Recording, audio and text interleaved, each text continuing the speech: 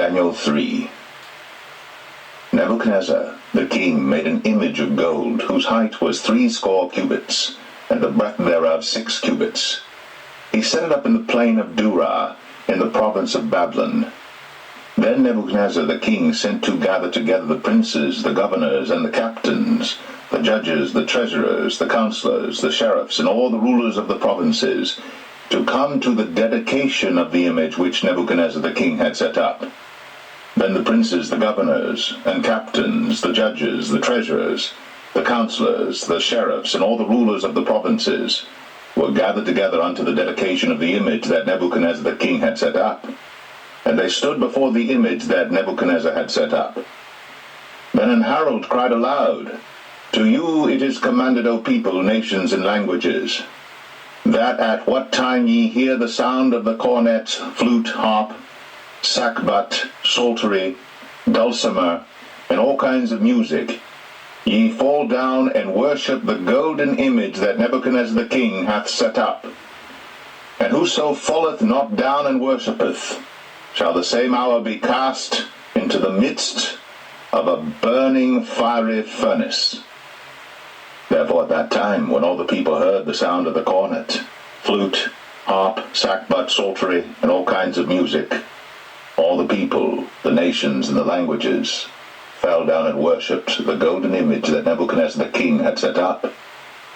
Wherefore at that time certain Chaldeans came near and accused the Jews. They spake and said to the king Nebuchadnezzar, O king, live forever. Thou, O king, hast made a decree that every man that shall hear the sound of the cornet, flute, harp, sackbut, psaltery, and dulcimer, and all kinds of music, shall fall down and worship the golden image. And whoso falleth not down and worshippeth, that he should be cast into the midst of a burning fiery furnace. There are certain Jews whom thou hast set over the affairs of the province of Babylon, Shadrach, Meshach, and Abednego. These men, O king, have not regarded thee. They serve not thy gods, nor worship the golden image which thou hast set up. Then Nebuchadnezzar, in his rage and fury, commanded to bring Shadrach, Meshach, and Abednego. Then they brought these men before the king. Nebuchadnezzar spake and said unto them, Is it true, O Shadrach, Meshach, and Abednego? Do not ye serve my gods, nor worship the golden image which I have set up? Now, if ye be ready, that at what time ye hear the sound of the cornet, flute, harp, sackbut, psaltery, and dulcimer, and all kinds of music, ye fall down and worship the image which I have made, well. But if ye worship not, ye shall be cast the same hour into the midst of a burning fiery furnace. And who is that God that shall deliver you out of my hands? Shadrach, Meshach, and Abednego answered and said to the king, O Nebuchadnezzar, we are not careful to answer thee in this matter. If it be so, our God, whom we serve, is able to deliver us from the burning fiery furnace, and he will deliver us out of thine hand, O king. But if not, be it known unto thee, O king, that we will not serve thy gods, nor worship the golden image which thou hast set up. Then was Nebuchadnezzar full of fury, and the form of his visage was changed against Shadrach, Meshach, and Abednego. Therefore he spake, and commanded that they should heat the furnace 7 times more than it was wont to be heated.